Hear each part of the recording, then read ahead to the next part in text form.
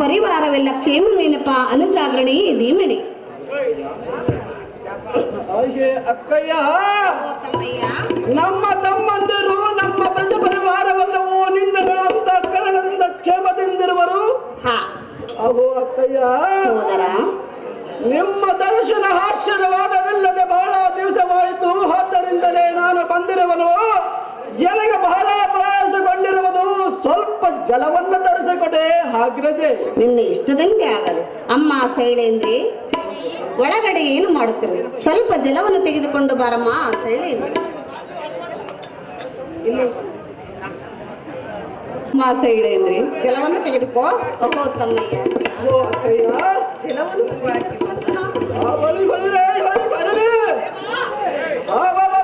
ಈ ಸಭಾ ಮಂದಿರದ ಮನ್ಮಥನ ಸದೆಯಿಂದ ನಿಂತಿರುವ ಈ ಸುಂದರ ಸ್ತ್ರೀಯಾದರು ನಮ್ಮತ್ತೆಯಪ್ಪ. ಆಹಾ, ಏನು ಚಂದ್ರಬಿಂಬವೋ! ಈ ಚಂದ್ರಮುಖನಲ್ಲಿ ಸಹ ಚಂದ್ರನಲ್ಲಿ ಸಹ ಕಳಂಕ ಉಂಟು. ಈಕೆಯ ಮುಖದಲ್ಲಿ ಮಾತ್ರ ಸಂಪೂರ್ಣವಾದ ಕಳೆಯುಂಟು. ಭಲೆ ಭಲೆ. ಆಹಾ, ಏನು ಚಂದ್ರಬಿಂಬವೋ! ಏನು ಚಕ್ರವಾಕ್ತಯಂಗವೋ! ಏನು ತಾವರಿಯ ಪನಂಗಲಿಯೋ! ಏನು ಬಂಗಾರದ ಕಲಸಂಗಳ! ಈ ತರುಣಿಯ ಬಳಿಯ ಕುಂಭಕ್ಕೆ ಜತ್ತಯಂಗಳ ಎಷ್ಟೋ ಸೋಮಾಯಮಾನವಾಗಿ ಕಂಕಣಿಸಿರುವವಲ್ಲ.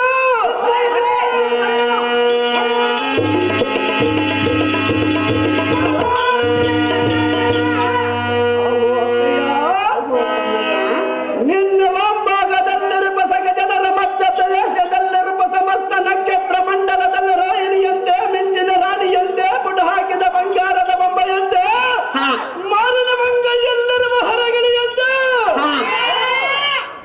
ಈ ಸುಂದರ ಸ್ತ್ರೀಯರಾದವರು ಜಾಗ್ರತೆಯಿಂದ ಬೇಳೆ ಖಂಡಿತ ಹಾಗ್ರಜ.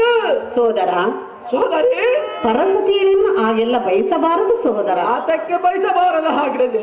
ತಮ್ಮಯ್ಯ, ಅಕ್ಕಯ್ಯ, ಪರಸತಿಯಳೆಂದರೆ ಸೋದರಿಯನ್ನು ಬಯಸಬೇಕು ತಮ್ಮಯ್ಯ. ಇಷ್ಟಪಟ್ಟಿರುವನು ತಮ್ಮಯ್ಯ. ಹಾಗ್ರಜೆ, ಕೇಳಿವನು ಕೇಳು. ಏನು ಚೆನ್ನಾಗಿ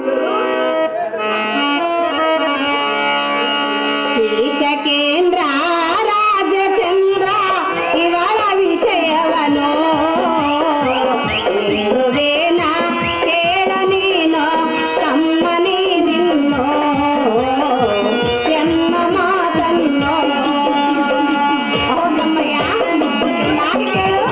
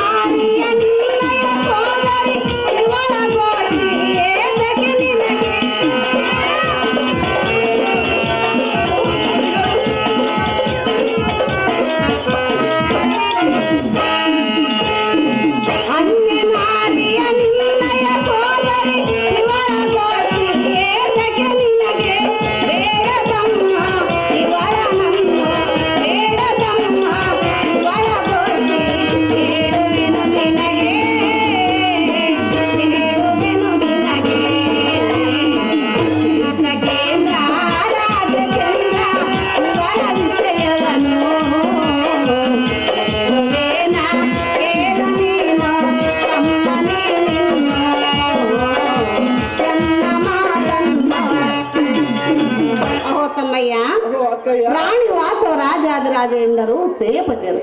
ದಾರಾದರ ಬಂದು ಯೋಗಕ್ಷೇಮ ವಿಚಾರಿಸಿ ಪದ್ಧತಿ